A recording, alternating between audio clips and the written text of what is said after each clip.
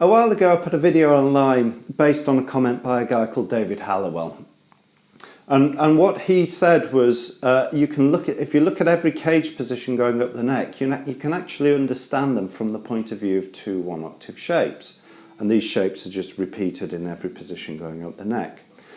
And so in that video I demonstrated that this was the case. And I also talked about how you could use this to speed memorising each of the 5 positions going up the neck. So if you've not seen that video before, it's worth checking that out because I'm building on those principles. But there's value in understanding the neck from the point of view of these two one-octave shapes beyond just memorising the neck, and that's really what I want to talk about this week. Now, when you're memorising the scale shapes going up the neck, you need to understand what the relative importance of the notes are within each shape as well. And cage goes some way in actually helping you understand that, because not only should you be memorising each scale position, you should understand how they fit against each pentatonic shape in that same position, and how they fit against each chord shape in that position as well. And that gives you some idea of the importance and the relationship between the notes in each position. But what it doesn't do is really tell you where all the fourths are, or where all the third degrees are, or where all the seventh degrees are in each position going up the neck. And having that level of knowledge is actually where understanding these two one-octave shapes can really help you. And that's what I want to cover this week. So check out my previous video if you haven't already seen it, as I'm going to gloss over a lot of stuff that I covered in much more detail there. But basically, if I show you the first shape, looks like that. It's a one-octave shape where that's a root note. And so as that's on a B, I'm playing B major. And if I change the frets, so I'll put that on a C and play the same shape, playing C major. And I can cross the strings and play the same shape. So as that's an E, I'm playing an E major. And similarly, the second shape looks like this.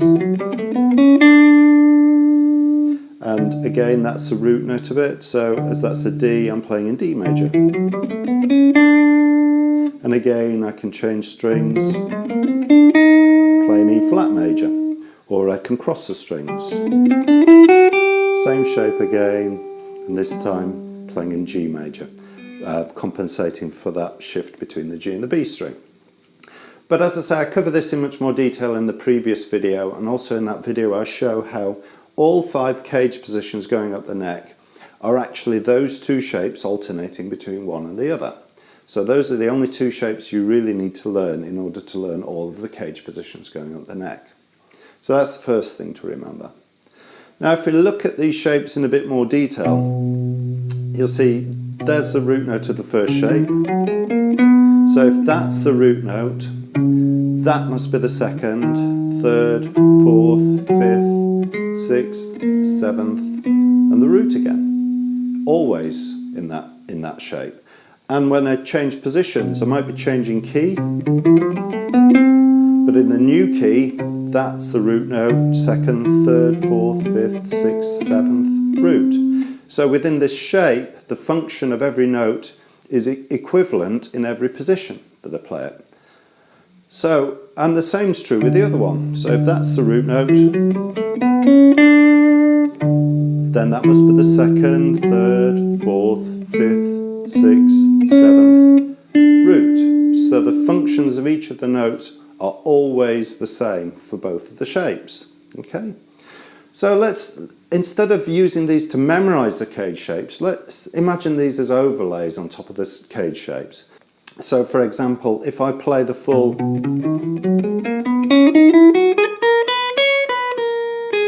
so there's the E cage shape.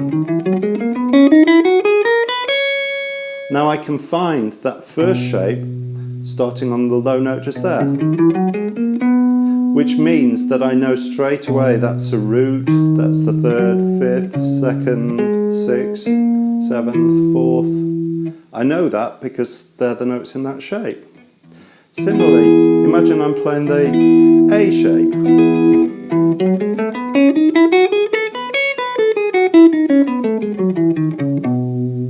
Okay, so there's the A cage shape going all the way across across the neck. And I can find that first fragment, that first 1 octave fragment, starting just here, which means that's a root, third, fifth, second, fourth, sixth, seventh. I know that because I've memorised that one shape. Yeah.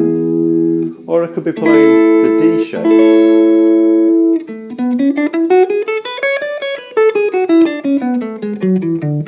So there's my D cage shape. And that little 1 octave fragment sits there. So again, root, third, fifth, fourth, second, sixth, seventh. Just by memorising the note functions of that one fragment, I can apply it to all of the cage shapes. Let's try the G shape. Okay.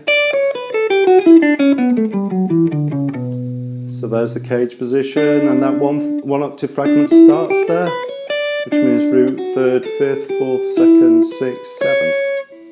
Just by memorising that one shape. And the same's true with the other shape as well. So if you memorise those two shapes, you can memorise all of the note functions of every caged position going all the way up the neck. And that's really the point of this video. Okay, so that's the theory of it. Now putting it into practice is a little bit more difficult. It does need a bit of practice and a bit of work to be able to really be able to just pull these note functions out like that. And so what I've done is I've put a couple of training videos online on my other YouTube channel. And there are two of them. One ticks away once every second and the other ticks away once every 2 seconds.